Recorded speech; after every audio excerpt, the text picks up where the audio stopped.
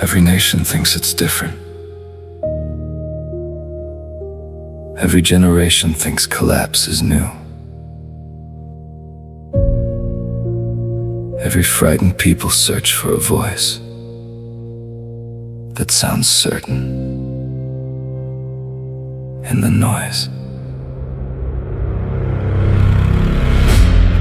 I sat alone translating ghosts through damaged speakers in the dark, listening to broken nations, trying to explain their scars.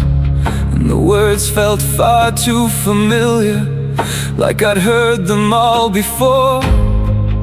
People screaming for protection while the systems start to war.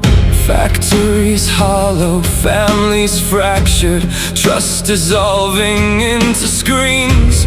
Neighbors slowly turn to strangers while the rich sell manufactured dreams. Everybody fighting symptoms, nobody asking why.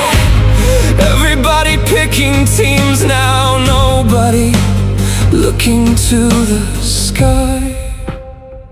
And I thought, how does a country reach the point where anger sounds like hope?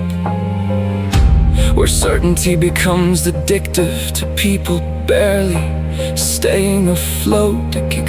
Fear speaks clearly when the world feels weak, and desperate people follow voices that sound concrete. And I thought, how does a country reach the point where anger sounds like hope?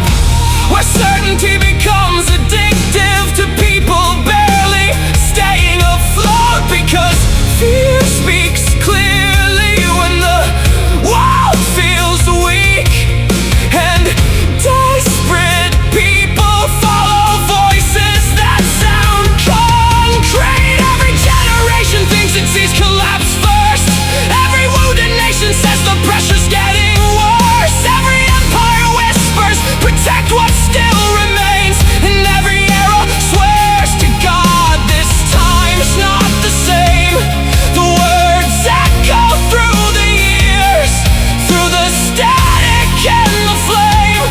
And every broken people search for someone else to blame.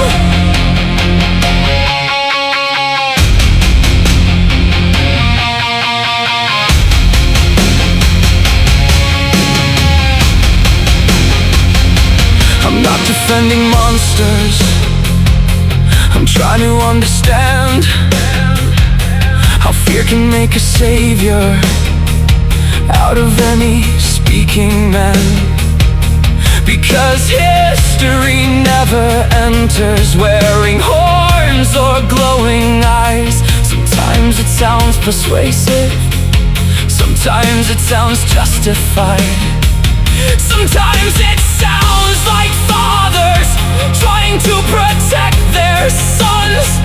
Sometimes it sounds like workers watching industries come undone. Sometimes it sounds like borders, sometimes culture, sometimes race. Sometimes it's just exhausted people watching strangers take their place. And maybe that's the danger, not the hatred at the start, but how suffering and paranoia slowly synchronize the heart. Because once a nation fractures and trust completely dies, people stop asking what is moral, they ask what survives.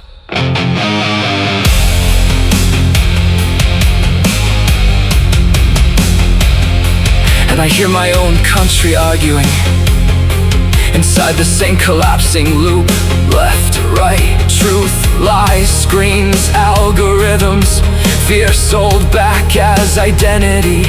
Everybody calling everybody evil, while the machine keeps eating quietly underneath.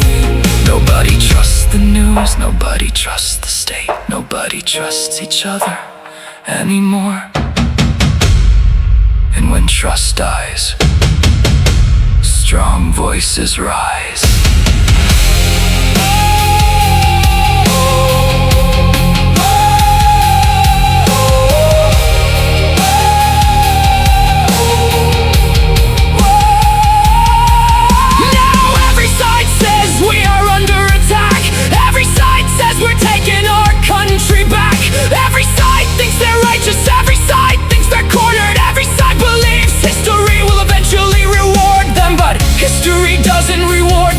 It multiplies it, feeds it, turns wounded men into symbols, then buries millions underneath it.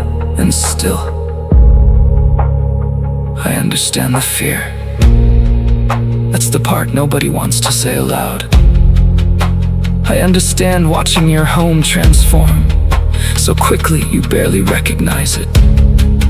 I understand feeling replaced, ignored, mocked, economically strangled. I understand why certainty becomes seductive when chaos becomes normal. But understanding fear is not surrendering morality. Every generation thinks the end is drawing near. Every fractured nation builds its politics from fear. Every fighting people search for enemies to name, and every age believes itself too intelligent for flame. But the echoes keep returning through the decades, through the pain, and desperate hearts still worship voices that promise strength through blame. I translated ghosts, and somewhere in the static I heard us talking to not monsters, not heroes, just frightened people trying to survive history again.